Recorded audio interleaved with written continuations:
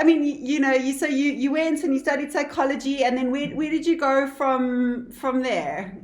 So my first job was actually with the Foschini Group, and it was in '95. So think, and that's the other piece. I tell people I sit in this role today with no misgiving that I got here all by myself, because that would be, I think, very arrogant. I think my generation was really fortunate that when we finished university, it was at the dawn of democracy. So '94, the elections happened, first democratic government was elected, and there was a lot of change in terms of our laws and just all of that, which made it possible for me to get that job in Foschini. And I think I was the first African person that they had in that department. So for me, very grateful of the timing of all these changes in the country and at the time when I was ready to get into industry.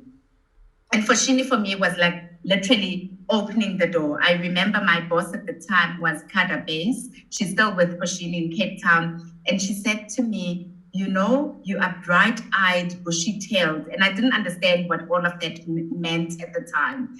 And I just want to tell you, the world is your oyster. And when you're a junior recruitment officer, you want to say, yeah, right, the world is my oyster. How?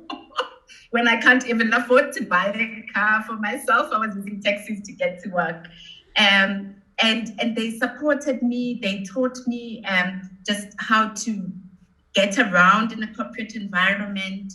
I'm still friends with that group 25 years later, which is great. So for me, Foschini was opening the door. Okay. I was there for under 4 years and then went to Edcon. Edcon was 12 years of, if you can imagine a 12-year MBA, that was what Edcon was for me. In a way that helped me professionalize my skills and my experience. In the 12 years, I had 8 different jobs. Wow. Opportunities were just always there. HR director at the time was Dr. Urin Fandale, who is a psychologist, and I can say this because I've told him this before. He's a psychologist with the personality of a finance director. So he's kind of a shy, introverted person, so he's very uncomfortable around people. So when you don't know him well, you think he's uncaring, unfeeling, and but he's nothing like that. He's the one man, if I look at my entire career, who's been my leader, who's opened up the doors that were opened at Edcon. And the conversations with him would literally be, we are buying CNA as an example. I need somebody to head up the HR team. You're going to get the job. And I'm saying, I'm not ready for that job. And it would be, you're ready when I tell you that you are. When you get this job, you're not going to mess it up. You must just understand. I'll be there to provide support for you. I'm not going to do the work for you. And you must know that I have your back. So can you go in and put your application now? All the time. So he's the one person that, in terms of career, had so much confidence in my abilities, and I suppose had a long-term view for my career, long before I even thought of managing my own career. So in the 12 years, I didn't have to worry about what's my next job at Edcon, because it was literally offered before I thought I was ready. But I got the support, and yes, worked hard, but got the support that I needed. And then after 12 years, I thought, you've done enough now. Can we see if you get to a point where you're thinking, okay, I'm it now in this organization, right?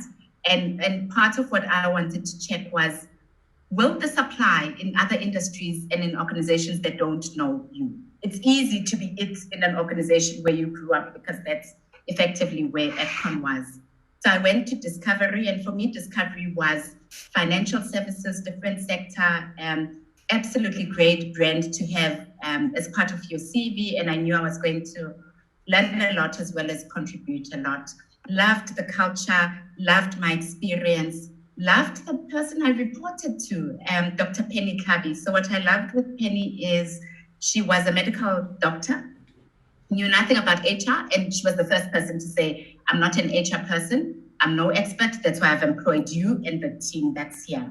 what she would say is, I understand where the business is going, so I will come into any conversation from a business point of view. You can tell me what the technical pieces are, but it's for you to manage.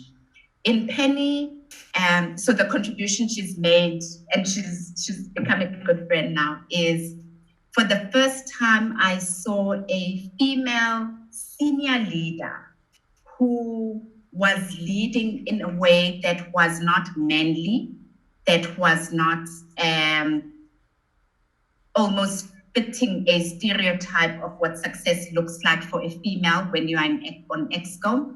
Penny is as feminine as anybody gets. She is beautiful. She dresses well, and she cares a lot. She wears her heart on her sleeve, and she doesn't hide all of those things. And yet, she is so effective in what she does. So when I saw Penny, I thought, okay, so now I can see how I can be in a senior role, because my challenge with EdCon towards the end was some of the feedback that I'd gotten was, we don't think, it's not many people, a couple of people, we don't think you will actually succeed as a chief people officer.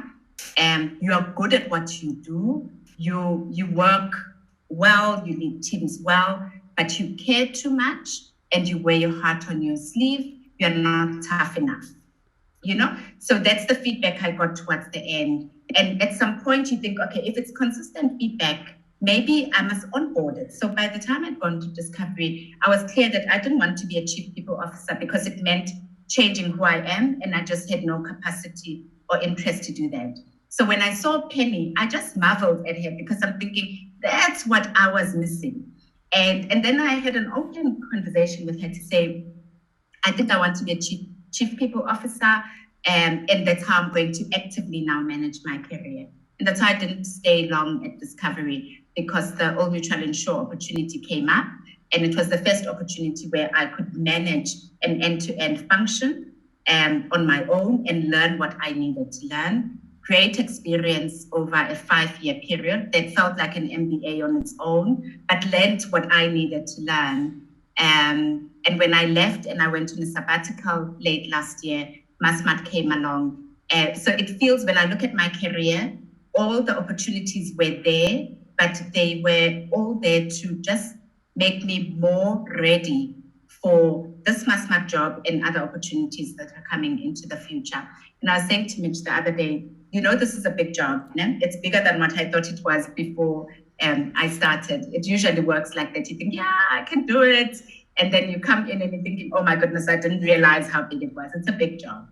But I don't feel overwhelmed or out of my depth. Yeah. Or it's like, it feels like everything I've done in the past 25 years has really prepared me for the role. And then the team I have makes it just so much easier.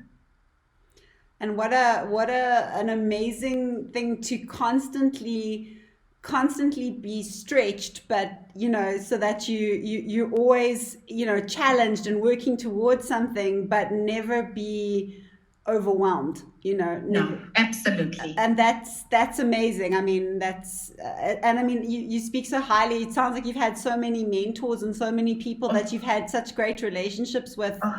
I think, Sally, that's been one of my biggest blessings in my career, that in every organization I've worked with, I've really worked with awesome bosses, including Old Mutual Insure, that the relationships just continue. There isn't one person that I worked with as my boss that I'm saying I don't talk to, or none of them, which, yeah, and that really, each person has a unique contribution to where I've ended up today. And that's why, for me, paying it forward is important to say, I want to be one of those bosses that, in the way that I lead my team and the opportunities I open up, I know that I'm making a difference in that person's life.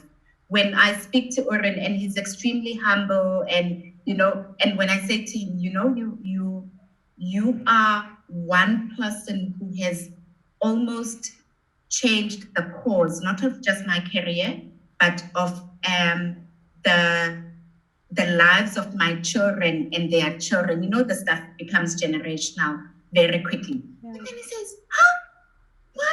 What did I do? I'm thinking.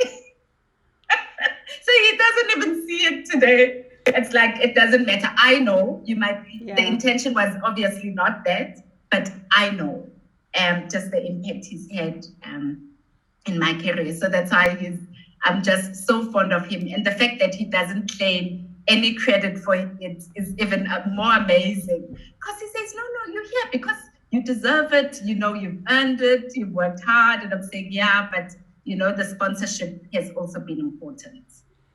Well, and I mean, it's more of a comment than a question, but I also do think that you should take on board the fact that it takes a really unique and special person like yourself to be able to see every interaction with every person. Relationships are a two-way thing. So if you've had great relationships, I'm sure that those people feel the same way about you. Yeah, that's a good point. Yeah. Thanks, Cindy.